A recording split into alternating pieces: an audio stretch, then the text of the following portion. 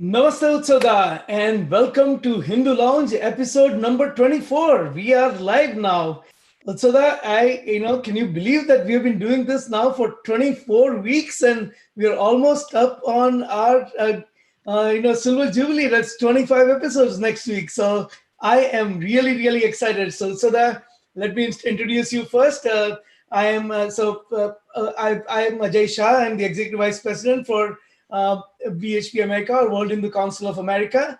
And with me is Utsav Chakrabarti. Utsavda is the Executive Director for Hindu Pact, which is a policy research and advocacy initiative of World Hindu Council of America. And Utsavda, welcome to you. And I just want to tell our viewers and you that this is Hindu Lounge. Hindu Lounge is an initiative of World Hindu Council of America or Hindu Pact, and we come live every week on Sundays at 11 o'clock Eastern, and we talk about issues that are important to Hindus in America. So, Utsada, with that, I want to just give you an opportunity to welcome our viewers, and I'm really thrilled that we have a great show today. We are going to talk a little bit about the presidential debate that occurred last week, and we had a comment on it that we published on our Facebook and our Twitter and all of that, and we talk about that a little bit, and then we'll pivot to a topic of the day, which is Amnesty International and Amnesty International's Indiaphobia. The Amnesty International is, and they were just a couple of weeks ago, they shut down their India offices, and so we'll talk a little bit about Amnesty International as well. So with that, Utsada, welcome, and give us your opening remarks. Namaste, everybody, and thank you, Ajay Bhai, for introducing me every day, as you do every weekend. And this has been a very, very happening week throughout the world. There are some weeks that have events that have lasting impact around the world, and this is one of those weeks. Probably will be remembered for long periods of time, not the least for the presidential debate, the first presidential debate in this election cycle. And this debate was, how should we put it? I mean, people put it in very, very interesting ways. It wasn't pretty. It wasn't interesting. I would say it was interesting, but it wasn't pretty. And it had little of substance. So we were going to delve about it, and Ajay Bhai is going to give his thoughts. I will give my thoughts, and there is a lot more to discuss. So thank you, Ajay Bhai, and welcome everybody. I think you all see our number in the chat boxes, and feel free to call us, and we'll be taking calls today, and look forward to having this wonderful morning discussion this Sunday. In fact, we want everyone to call us because I think last week I feel kind of bad that I missed actually one caller because we were in the middle of discussion and I didn't notice that there was someone waiting in the lobby. So with apologies to that caller, and I hope that they call back. So the presidential debate was interesting, right? I think the presidential debate was more heat than light, is probably one way to put it, and I think that we would have all benefited if there was more more intellectual kind of debate and less of just name calling. But I know this is the state of politics now, and this is how this is how the political debate in America has evolved to. There were. I think that if you were to really glean at some of the issues, that the issues did come out, but I think it would have been a bigger service to the public in general if the issues were much more, much better articulated. Having said that, Utsada, we issued a statement, which I think that's as appropriate, a Hindu response as it can be, and we said that the American Hindus, like all Americans, expected a civil and substantive debate from their presidential candidates.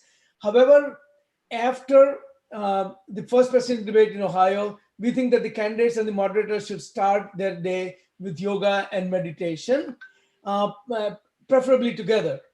We can assure them that the outcome, regardless of future debate and elections outcome, will benefit their health, and more importantly, American voters who are going to who are going through an exceptionally difficult time, or that. So the why don't you elaborate on that a little bit and tell us a little bit more about debate? What did you see? What were your thoughts as you were watching the debate? And there was one unusual moment in the debate, and talk to us about that as well. Correct.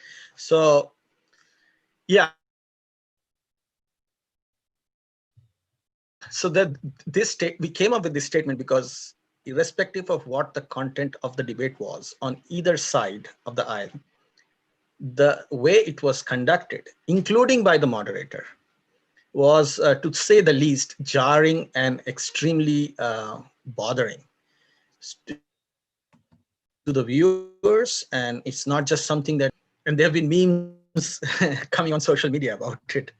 So I think as American Hindus, our advice to all three of the participants, the two candidates, as well as the moderator, was to keep it together. That way, the things that happened in the debate wouldn't happen again. And it will help calm down the American people and the participants. So that was the interesting part of the debate. I mean, extremely abusive, extremely intrusive. Both the candidates and the moderator were, and it ended on a very interesting note, because the Democrat, about 50 years of experience in politics, has traveled around the world, has received the highest civilian award of Islamic Republic of Pakistan, and many other countries. He used the word inshallah as part of his quip back to President Trump. Now that's a first in American debate history. It is something that is, those of us who come from the Indian subcontinent know that it's a very popular Islamic term. It's a way of invoking God, and the only God of Islam, not anybody else's. And it looks like after the debate, the media projected it that way. CNN and all the sympathetic media towards the presidential candidate from the Democratic side projected this as a deliberate statement.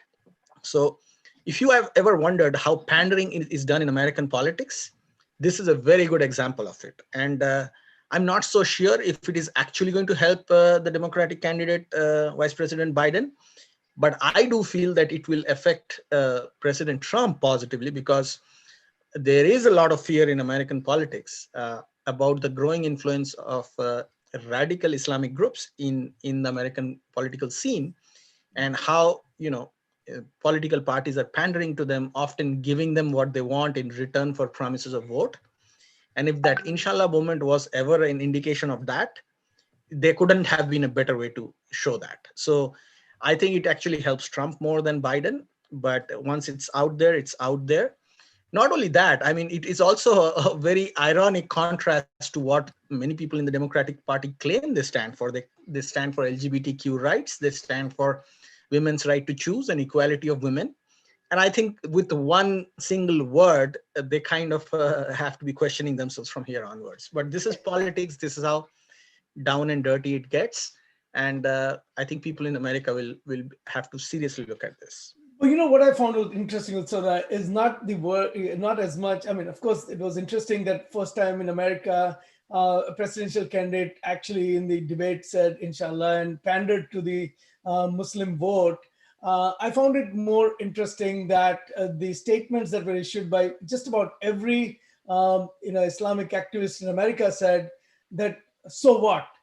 He didn't go far enough. He should have done a lot more. He should have been much more substantive in addressing the Islamic issue. So I am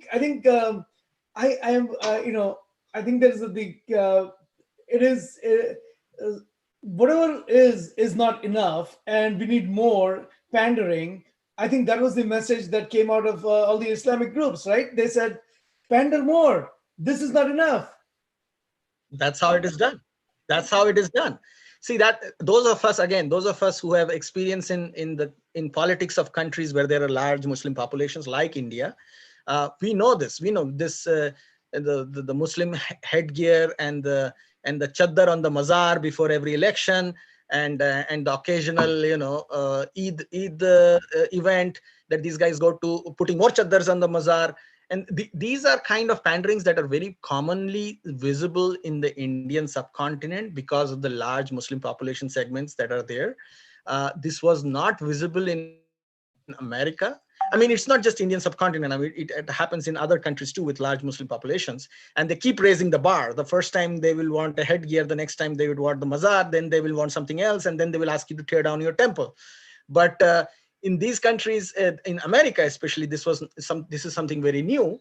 So for those of us who are observers of politics around the world, this is an interesting slide in the zone of pandering, and we will have to see, and we'll be having more "I told you so" moments, Yeah. 5 year, 10 year Well, down the road. and look, I mean, look, to be fair, I mean, I think we are not saying that the presidential candidates don't address the genuine issues that affect the faith communities, whether it is the Hindu community or Muslim community or Catholic community or Jewish community or the Baptists or the Protestants or Mormons or whoever, right? I think if there are genuine issues that are related to faith, if there is discrimination against against faith communities, or if there are other issues, I think in fairness we want the presidential candidates and all the politicians really to address these issues.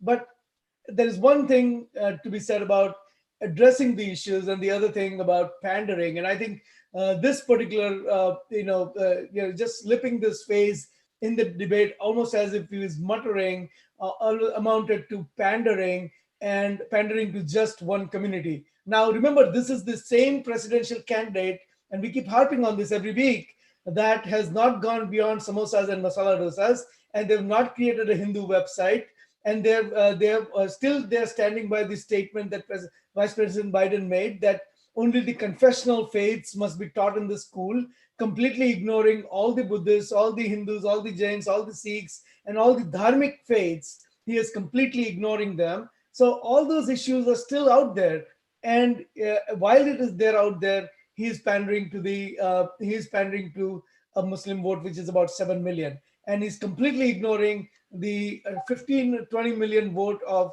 Hindus, Buddhists, Sikhs, Jains, etc. in America. So here is I have a feeling that Biden campaign really has very short time, and I have a feeling that if they don't wake up and they don't start addressing the Hindu issues, it may be too late. So again, we are non-profit, we are Hindu advocacy group. We want both the campaigns to address the Hindu issues, and I sincerely hope that Biden campaign, even at this late day, with less than a month now to go before the first ballot is cast. First ballot is already cast by mail, but before the actual election day, Biden campaign actually wakes up and starts addressing the Hindu issues. It is having just masala dosas is not going to be enough.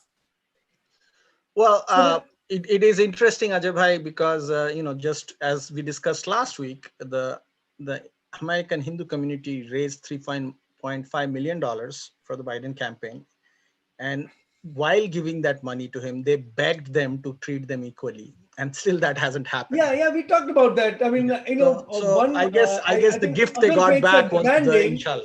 Yeah, other faiths are demanding more and more, whereas the Hindus are are basically begging for their issues to be addressed. Or What do just you do with that? acknowledged, let alone addressed, just acknowledged by the Biden campaign. All right, so with that, let's go to the topic of the day: Amnesty International and their Indiaphobia. So, I mean, come on, Amnesty International, right, has been around for decades. Has used to do some really great work. In fact, so that I must tell you that when I was a graduate student, I actually in the college newspaper, I actually wrote an op-ed about Amnesty International, saying how good a work they were doing. So and now today we are going to talk about how Amnesty International has deteriorated. But before that, so that we do have a caller, so let me get someone who's calling from 281 area code online and see what they have to say. Namaste and welcome to Hindu Lounge. You are online. Hello, and you're on mute, so I'm going to unmute you. Um, Namaste, you're on Hindu Lounge. Please unmute. You're Namaste. If you're calling from area code 281, please join. You're on mute, so you may want to come out of mute. So this is a Houston number. It looks like you have control over your unmute button, please unmute yourself. Yeah, because I'm not able to unmute them. So let's see if I can do this. Yeah, they have unmuted themselves. They have muted themselves, so they've not connected the audio yet. So why don't we continue? And as soon as they fix their audio, I'll come back to you in just a minute. You're already on Hindu Lounge. It's just that you have to join audio. I don't think you have joined audio. You have only joined. You have just joined the audio and put yourself in mute. So what I'm going to do is I'm going to move on to the topic, and then within a couple of minutes we'll get right back to you. Okay? So please stay online if you're from area code 281. And for others, please dial in. We are eager to hear from you. So that let me. So we were talking about Amnesty International. Oh, they're calling again. Let me get them in again. Namaste. You are on Hindu Lounge. You're still on mute. Okay, now we can hear. Probably you're off the mute. Hello. If you are from area code 281, you're live.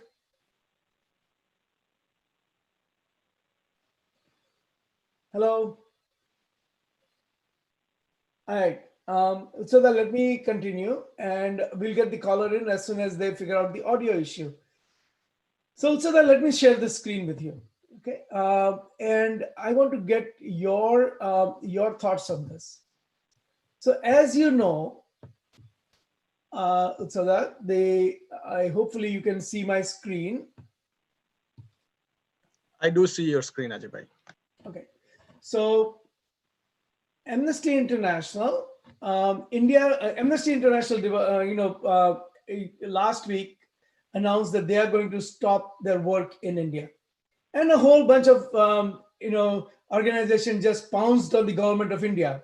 Of course, the organization that we talked about in past, these are all leftist, communist kind of groups, right? Including the group that is a fake Hindu group, which calls itself Hindus for Human Rights, which consistently, as we pointed out in one of our previous shows, takes anti-Hindu positions.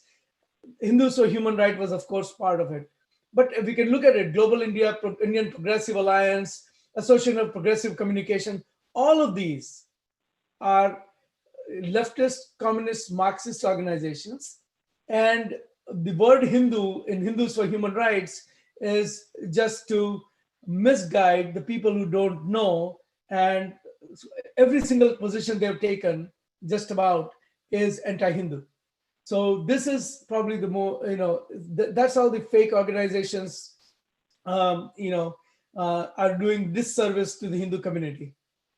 All right, so why did Amnesty International stop work in India? Well, Amnesty International stopped work in India because Amnesty International came back and said Amnesty International bank account got frozen. Well, the bank account got frozen because in India there is a law which is FCRA, and only if you are a FCRA. Ajay bhai, let me interrupt you for a minute. For some reason, I don't see your entire screen. I only see half of it. Oh, so let me try again. I see what you're saying. Unshare the screen. Yeah. Okay. Now maybe you can see the screen. I still don't see the full screen. You still don't see the full screen. Yeah. Now, so if you pan about an inch, yeah, now it's better. Now I see. Okay. So that this is the okay. So now that you see the screen, let me reset it. So Amnesty International bank accounts were frozen. Okay. Amnesty International bank accounts were frozen because Amnesty International was had to shut down, was not FCRA authorized organization.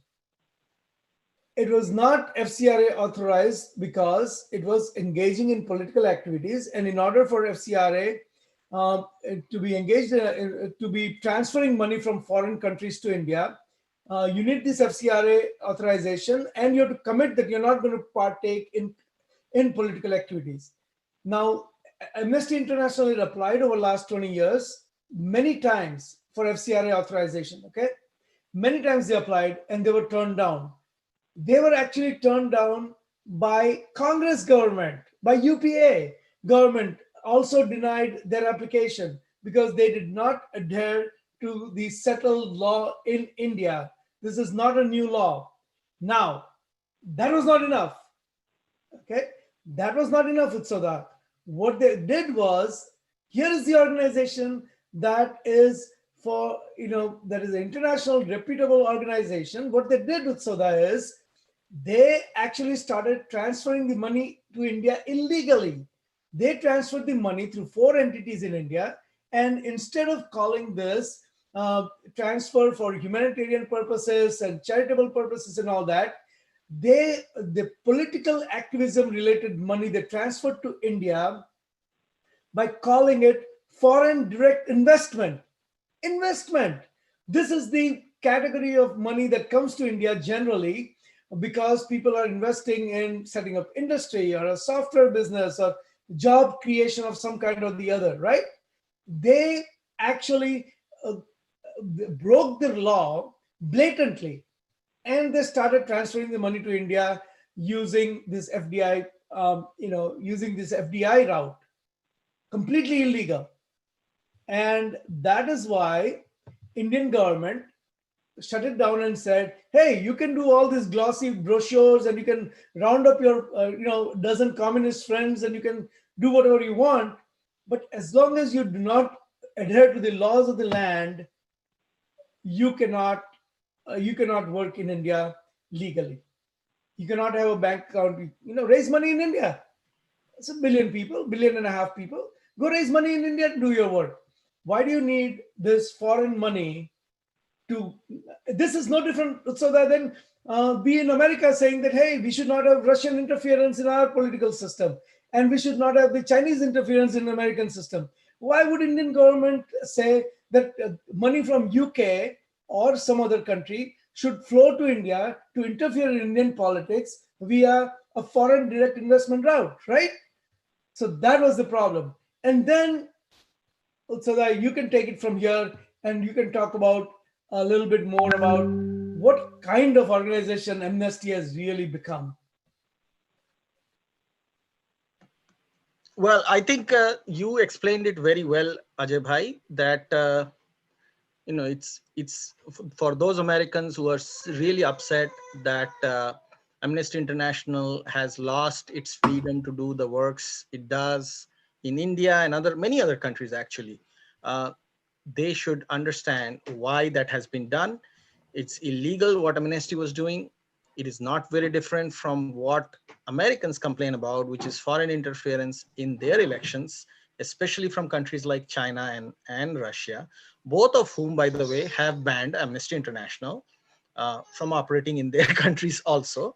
Uh, and I think the reason this didn't become big news in India is because the real banning of Amnesty had been done under the Congress party, which is currently the main opposition party in India, and therefore they'd have no locus standi to complain against what the current government has done. And I think that's a very good thing. I think it is very heartening and it is very encouraging to see people across political parties in India come together to care about the interest of the country and its people in India. And as people living in America, we want the same to happen in America. And I think that is what is good about this. Now, as far as Amnesty International using illegal means to get their money to India, it is not just Amnesty which has done it. Uh, there are many other illegal such organizations which have done these kinds of activities where they realize that India is not willing to let them operate using the Foreign Currency Regulation Act funds. So they pretend to be foreign investors, and as a country which is growing very fast, which encourages foreign investment, they hope that India will not, scrutinize them enough, because if they go in as foreign investor, they will be treated with much lenient laws. And then many other groups have tried that, and they also have done illegal activities in India. So that's for another conversation for another day. But I think it is a very heartening sign that Amnesty faced the law and has been taken off. It cannot operate in India anymore, and all its bank accounts are frozen. Now, there are many other So countries that who have. before you go there, let me ask this caller there. They want to, they can, if their audio issues are worked out, because now we are launching into a topic which we want to continue for a little while. So let's get the caller in. Namaste. If you're calling from 281 area code, please join the conversation. You're online and you're live. Can you hear us? You're not on mute anymore, so please join the conversation.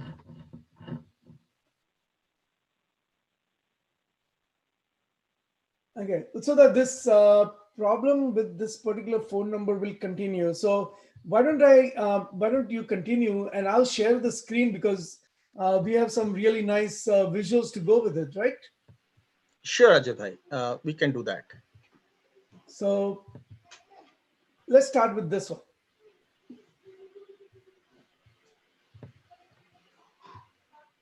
So can you see this screen? Yes, I can. And so this is an article from 2014, as you guys can see. And this article very clearly points out how, I mean, for an organization that claims to be the voice and information beholder for people who are facing persecution, it is very, very sad and very, very disconcerting to see that they are promoting pro-Taliban activists. And Taliban, at the least, even the most sympathetic people will have to accept that Taliban is not an organization that cares about human rights, women's rights, anybody's right besides the rights of fellow radical Islamists, men, not even women. So this is how distorted, and this is how convoluted many organizations like Amnesty International have become over the years.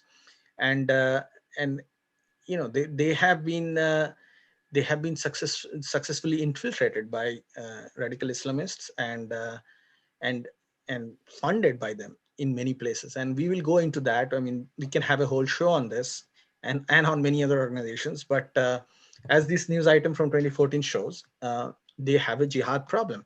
And this is from the Wall Street Journal, which is a pretty well-known American journal. So Ajay, if you go to the next slide. So as I noted. This is the article, Utsa, that we should mention. It's from 2014. Correct. No, I did mention that. And okay. Yeah, it is from 2014. And for those of people who remember events in the past on terrorism, and Anwar al-Awlaki used to be a very popular Al-Qaeda propagandist, American-born, spoke in an American accent, and he was killed in a drone attack, by the way. And but this Amnesty International activist actually was a supporter of Awlaki. So that is the level of infiltration that Amnesty has had over the years. And they made him a poster boy, right?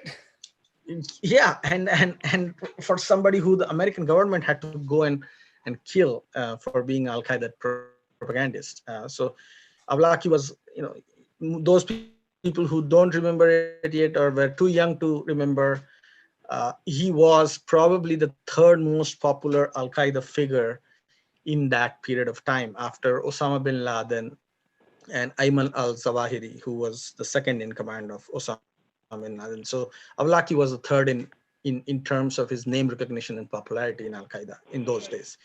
So for Amnesty to support that individual or even hold a brief for him is the level of indoctrination this and infiltration this organization has seen. That was not the only time. So that was not the only time.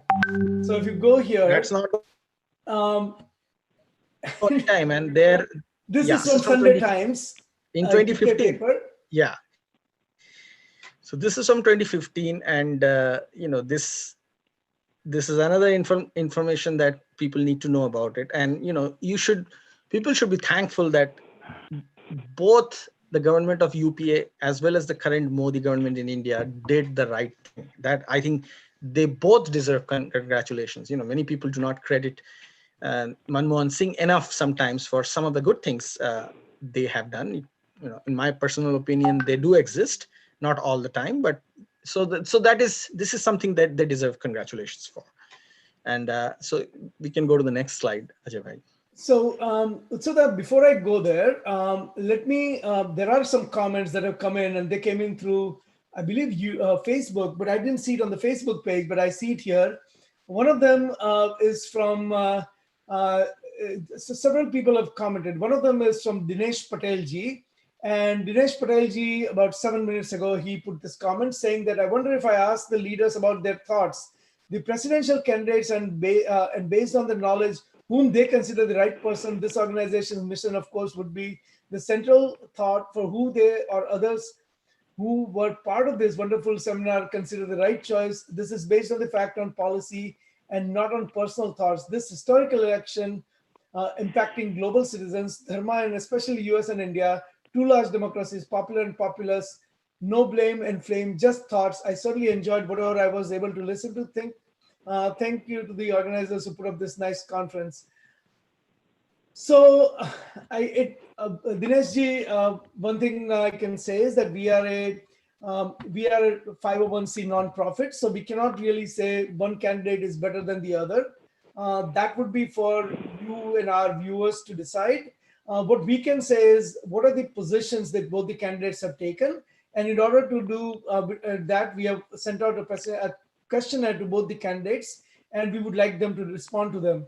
Even if they don't respond, that itself is an indication that they're not interested in Hindu issues. The second thing is we have been in this show analyzing issue by issue the positions that the candidates have taken.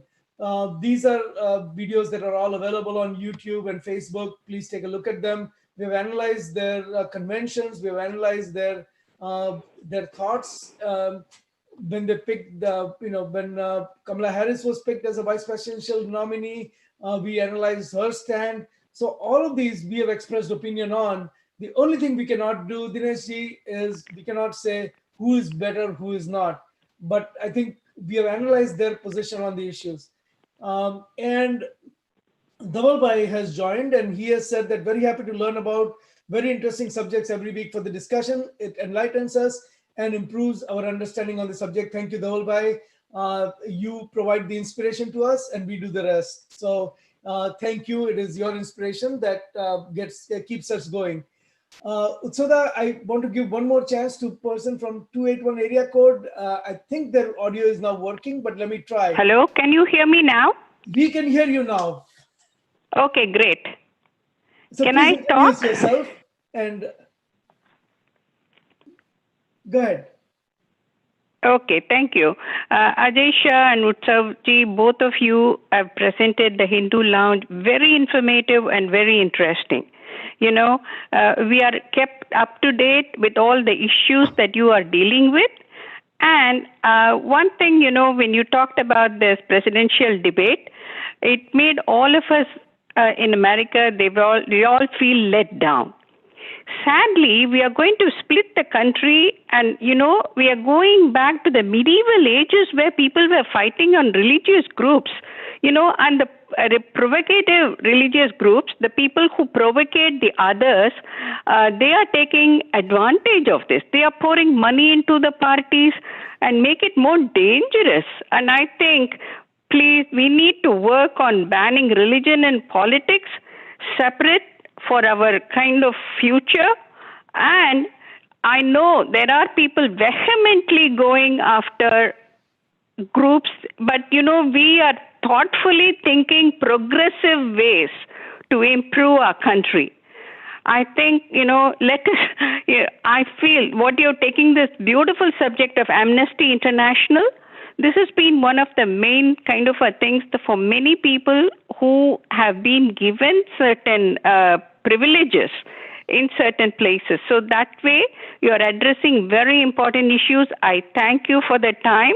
I just felt like saying this to you directly and to the people who are listening. So thank you so much for taking my call. Thank you so much for calling and participating. I think you certainly made your point very eloquently. As I said earlier, we should elevate the debate, and we should address the genuine issue without pandering to any particular religious group, political group, special interest group. I think genuine issues need to be addressed, but pandering certainly does not help anyone. Yes, my name is Tara Narasimhan and I'm calling from Houston, Texas. Namaste, I appreciate Taraji. you. I've heard you many times, so thank you so much for calling. You have your and own wishing show, you both. and it's so unfortunately we are so far away, we are not able to hear you. But thank you very much. I even heard you at the Reflections at 50 conference, and you are an inspiration to all of us. Thank you. Absolutely. I wish you both all the best. Thanks so much. Please do call. We learn from you, and we respect you a lot. So please do call. Namaste. Thank you so much. Namaste. Thank you. Utsada, let's continue on amnesty. So here is so now we live in America, right? So what is Amnesty International? How is the American view of Amnesty International? We looked at the Indian view. So here is the Amnesty International American view. So Amnesty International called Guantanamo Bay. This is the island off of Cuba where all the Taliban fighters, responsible for 9/11 attacks and terrorism around the world. They were all kept. They are all still in Guantanamo Bay near Cuba. And Amnesty International called it Gulag of our times. Obviously, they have a very short memory of. They don't really obviously know what Gulag was, and they said. And so Don Rumsfeld said that these comments were reprehensible. Dick Cheney said he was offended.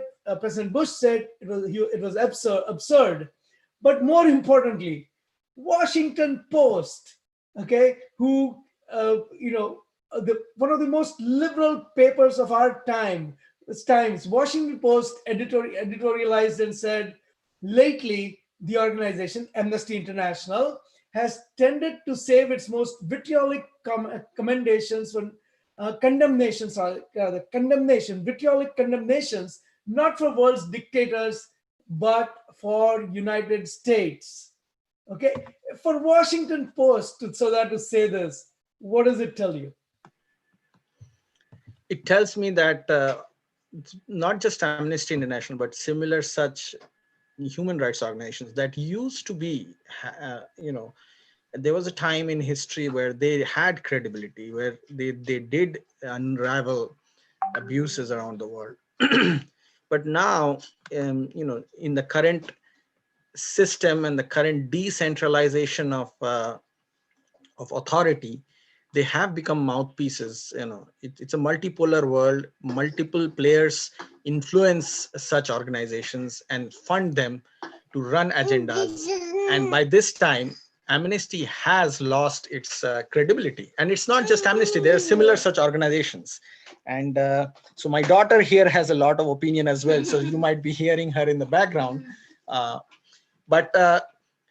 So it is unfortunate and tragic because I personally knew the head of Amnesty International in Washington, DC. And I won't be naming him here, but in a personal conversation, he once told me that Amnesty, he's of course not with the organization anymore, I must add. But he told me that the organization is not what it used to be anymore. And there is no credibility. I mean, especially after the Syrian civil war, Amnesty International and similar such Human Rights Watch, similar such organizations have completely lost their credibility. They were seen actively working with terrorist groups, and it's an equal opportunity dislike and discredit that they have received. I mean, you must be doing something really, really wrong to be discredited, not just by Syria, but by Israel at the same time, two adversaries, both discrediting you for your work. So now you have no side even accepting what you are saying. So Yeah. that speaks a lot about Amnesty. It's unfortunate, but it's where it is heading. And look, I mean, they get involved in people's domestic issues, such as Second Amendment in America, which has nothing to do with Amnesty International. It's not a human rights issue, and yet Amnesty International. You can have various views on Second Amendment, and we all do. But Amnesty International, it's none of Amnesty International's business as to how a particular country conducts its own domestic policy. But Amnesty International, to put its nose in the America's business, came out and said, travel advisory, America is a dangerous place to travel to. And that is what Amnesty International has become. This is they're the same with Russia. The Russian descendant. Now, this is not someone, this is not someone who is a part of the, Russian government, right? And says, by using hyperbole and muddling the difference between repressive regimes and the imperfections of democracy, Amnesty spokesman put the authorities at risk. US human rights violations seem almost drifting in comparison with those committed by Cuba, North Korea, Pakistan, or Saudi Arabia. And yet, Amnesty International puts America in the same league as all of these countries, and sometimes even worse. And then the one that I started with, Moscow, you mentioned it, so I don't want to belabor the point, but even in Russia, Amnesty International has been banned for participating in domestic politics over there and domestic issues. If it's pertaining to human rights, that's fine. But to comment on the policies of a particular country, that is not Amnesty's business, especially because, as we'll see in some of the subsequent material that we are going to present, a lot of this is because the way Amnesty International is funded. This is Elliot Abraham writing about Amnesty International, and he says that Hamas and other terrorist group, with even-handedness that bespeaks of deep bias. So he basically says that Amnesty International treats Israel and Hamas, which is a terrorist organization, on par. Okay, that is the level to which Amnesty International has deteriorated. It takes on the democracy, it sides with all the dictators, it sides with fundamentalists, it sides with radicals. That is what Amnesty International does. This is what you talked about earlier about Utsada, about Israel and Morocco. So we'll skip this. This part, Utsada, is the real reason. Follow the money, right? Follow the money. Where is the money coming from? So why don't you take us to where the money is coming from, Utsada? Well, I hate to say this, and it's probably like one of the most popular, oft repeated. It has almost become a trope of our times, but it is one of those things that is true at the same time. So George Soros spent $1 billion in doing these kinds of activities, and Amnesty is one of the biggest, one of the organizations that receives money from George Soros, and it is something that people are aware of. I mean, in the rest of the world's defense, I have to say that George Soros' money has not really achieved much, or his funding of dissident movements and organizations like Amnesty. In most places, George Soros has actually given rise to an opposition that much more doggedly and with much more grassroots support counters this kind of interference that Soros and his Open Society Foundation does through organizations like Amnesty. So in fact, I must say that it is actually one of the most failed and most expensive experiments of social engineering that people like George Soros have done, and Amnesty is part of. But yeah, it's absolutely true. The money comes from these dubious, I must say, supporters of pan-Islamists, supporters of globalist left, and these are terms that mean a lot. People should understand more about these. We should have shows on these terms, and follow the money. So I mean, it's interesting, right? So George Soros gives money through his foundation to Amnesty International. Amnesty International goes and interferes in India's internal affairs, and then George Soros, also independent of that, makes a statement that says the biggest and most frightening setback to open societies come from India, where a democratically elected Narendra Modi is creating a Hindu nationalist state, imposing punitive measures on Kashmir, semi-autonomous Muslim region, and threatening to deprive millions of Muslims of their citizenship. Now, connect the dots. These are George Soros' views. He has $1 billion. He gives the money to Amnesty International. Amnesty International hires his lackeys in India, and they go out and do all the anti-India stuff. Not So, to mention, not to forget, Ajay Bhai, this is not that simple. They would also include some genuinely good causes in that list of things in which that they will bring out. right. So notice how they will say authoritarian governments and climate crisis. So it is a very smartly done, and this is what our audiences have to understand. So for somebody who doesn't know exactly what Open Society Foundation of George Soros or what Amnesty is actually trying to do, they will look at, oh, they're talking about climate crisis. That's something that we can identify with. That's something that, they will talk about vaccination. They will talk about equal rights for women. All of the good things that everybody agrees with, they would add that to their real agenda and present it. So it's a very sophisticated way of operating. And people have to be very, very careful when they analyze these kinds of organizations, and they have to go deeper than what the actual talking point is. Because once they go deeper, for example, one should ask these organizations, if you really care about women's right, why are you opposing the removal of Article 370 in Jammu and Kashmir? Because that's the article that was standing in the way for equal rights to women in that particular state. Or the rights of the Dalits, because they were Or the rights confined of, to I certain was going to jobs come to and that all that next. other stuff.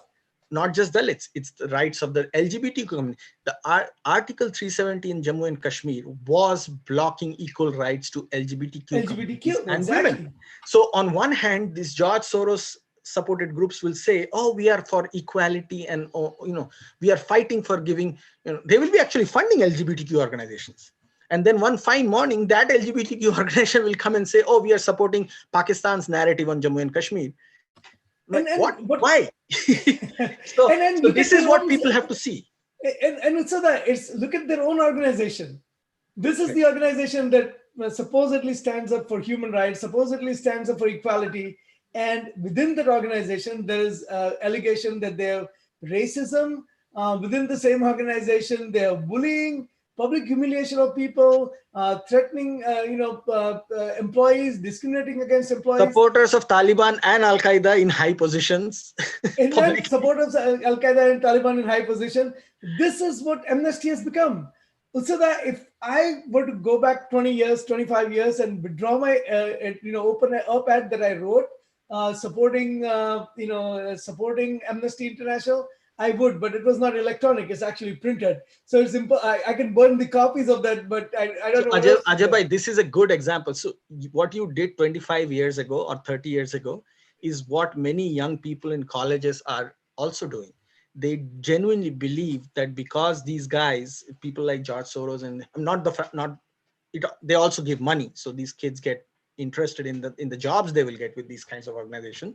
Not to mention that, but because they attach popular terms like climate crisis, equal rights for LGBTQ, equal rights for women, so these are catchwords that they attach to their dubious causes and spread the money around, and young people get attached to these causes. And that is what, you got attached to it 25 years ago. So now that you look back, this is a good way to educate our younger generation about the threat perceptions that arise from these kinds of organizations.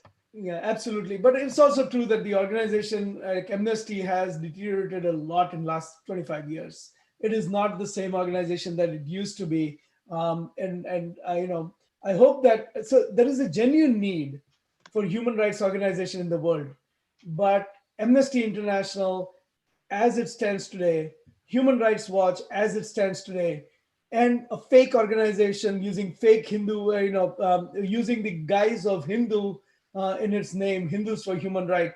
These are not the organization that that human beings around the world need to defend for their human rights. You really need an alternate thinking on human rights.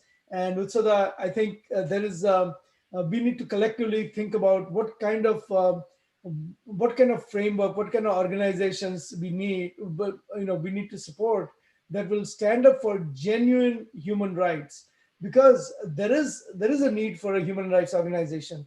There are women across the world whose rights are trampled upon. The LGBTQ rights are trampled upon. The environment certainly needs protection and someone to speak upon.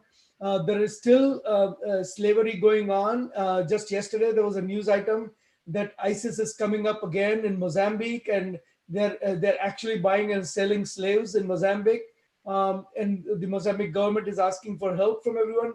But to increase the awareness of such issues, there is a need for human rights organization. There's still racial disparity. There's still discrimination of every kind in this world, and so there is a genuine need for a set of human rights organizations, but not human rights organizations that are driven by money, not human rights organizations that are driven by communist ideology, not human rights organizations that have toxic work culture like Amnesty has.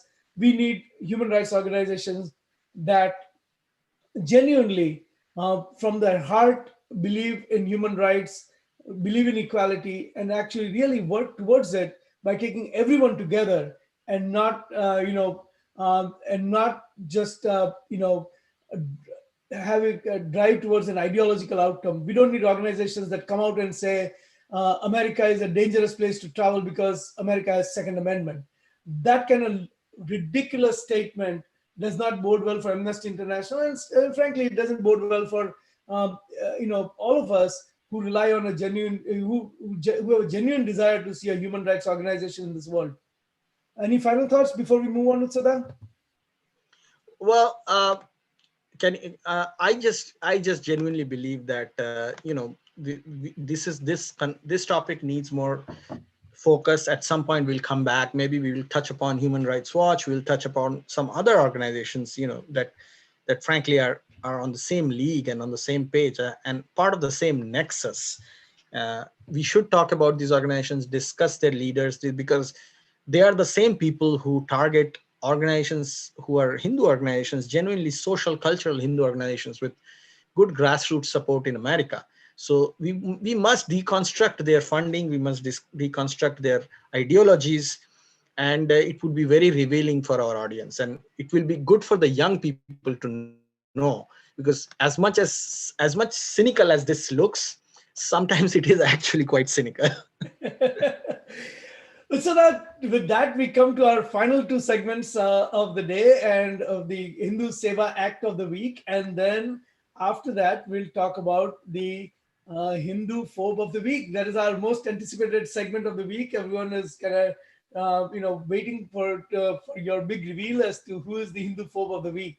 So that for the Hindu Seva Act of the week, I'm going to do this many times because it's a genuine cause, and right now we're in the middle of a major fundraising event, so we have to pick this organization for a few weeks, and that is the World Hindu Council of America, or VHPA's Support a Child.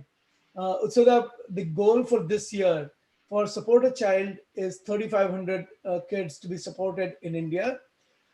We are almost up to 1,000 now. Last year it was about 3,000, so we have a long way to go. 2,500 more to go. Big driver for Support a Child always has been the fundraising events that we do all over the country. And unfortunately, with the COVID situation this year, these events are not happening. So it is upon all of us now to actually proactively, without this event happening, some of the online events are happening, but not in person, right? So it does affect these kinds of fundraising, but the need doesn't go away.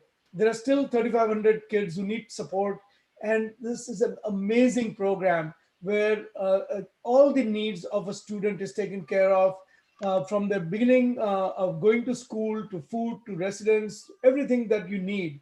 And there have been people who have participated in Support a Child activities. They've become Asiad participants. They have gone out and done really great things in lives just because we opened up possibilities for that.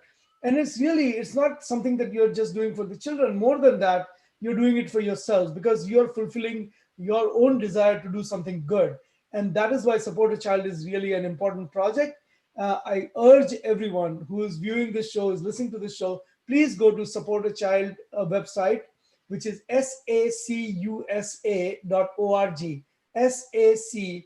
sacusa.org, and please make a donation. There a youth event that is coming up in about a week and a half, or in a week or week and a half, and we will talk about that event next week. But I urge you to actually go and participate. There is a SAC Youth Council that is now being formed. So if you are a youth, want to participate in helping your counterparts in India, please join the effort. So SAC Youth Council is a new initiative of Support a Child, and I want all the high school students, if you're listening to this or your parents are listening to this, please tell your kids to go and join and make a difference in someone else's life. So that with that, I turn it over to you. And if you want, I can share my screen, or if you want No, to share the screen, we uh, don't we don't share. have to share the screen, Ajay bhai. I think I just wanted to bring it to everybody's attention, and yeah, I think the screen will. This is the screen, right? yeah, that's it. All right, go for it. So as you all know, there is a very popular socialite, TV actress, and a very popular Trinamool Congress leader named Nusrat Jahan Jain. Uh, she was born in a Muslim family, but she's always been a practicing Hindu, at least for the last 5 years, 8 years that I have seen her in public life. Uh, she received death threats from radical Islamists in India, in Bengal, uh, for portraying or for presenting herself as a Hindu deity. So this is something that is very common in Bengal nowadays. During Durga Puja, this happened, and so this is something that we need to call out. And the people around the Indian subcontinent, the people in the world who are Islamists, who want to give death threats to those Muslims who are returning back to their Hindu faith, and and threatening them with death, they are the Hindu phobes of the week. And this is something that also deserves a larger discussion. I think the blasphemy laws in Pakistan are a very good example of how institutionalized religious discrimination happens, leading to death, legally. And since we were talking about amnesty, I wonder where amnesty has been on these issues all these years, and why we haven't seen any real action from them on these issues. But so this week's Hindu phobe of the week is those people in the Indian subcontinent and around the world who are radical Islamists, who are threatening Nusrat Jahan Jain with death threats for being supportive of Durga Puja. Thank you. Thank you. So that's a really good pick, and I'm amazed, because if you look at the history of the Bollywood movies, or in general Indian movies, right? Uh, many Muslims have played the roles of starting with Mother India to some god or goddess, and uh, I don't think there has ever been an objection to this. So this to me represents a new level of radicalization that is taking place. And this is not just affecting India. I mean, we talk about contemporary American Hindu issues, but this is going to, this is coming to rest of the world as well. I mean, we are in some ways, we have a first view of it, but this is really concerning that an actress who is uh, who who has a belief that goes beyond her birth faith, is just taking a picture and portraying herself as goddess Durga in a very respectful manner, is being criticized. And I don't want to go over it, so that, but if you really go to Twitter or you go to Instagram and you read the kind of comments that have been made against her, uh, they're very, very, not just mean. I mean, they're just, and not just insulting, but uh, there are all kinds of slurs, there are all kinds of insults that you cannot repeat.